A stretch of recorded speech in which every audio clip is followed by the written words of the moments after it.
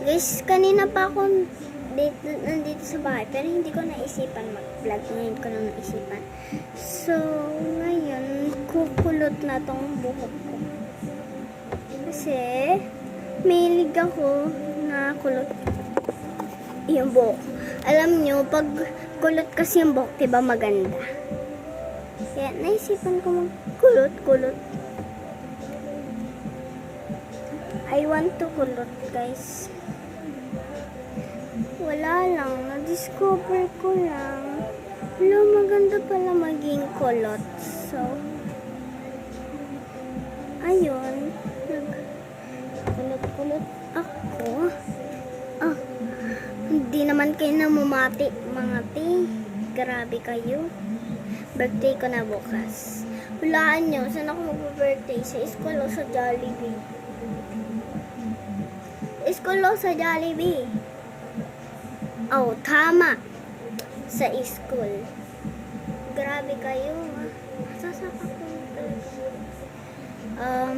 So, guys. Kasi, si Nestle birthday niya ngayon. Nagkasakit siya kagapon nang pumasok siya. Pero, kung si Nestle yung nanonood dito, mag-follow ka na. Kasi Nestle, ayun yung BF ko. Yung parang sister na namin siya. Nila Ate Chelsea. Si Ate Chelsea kasi, parang boss namin siya. So, sana, maging perfect na lang lahat ng mga manonood nito. Kaya subscribe na kayo. Boobs, ganda. Ay, lalo na pag dinagdagan ng ipit dito.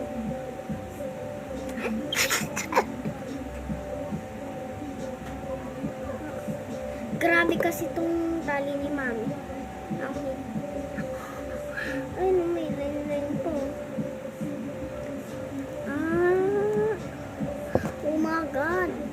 1% na lang to. Kanina pa yun 1%. Tapos ngayon, hindi pa nanunubat. Grabe naman to.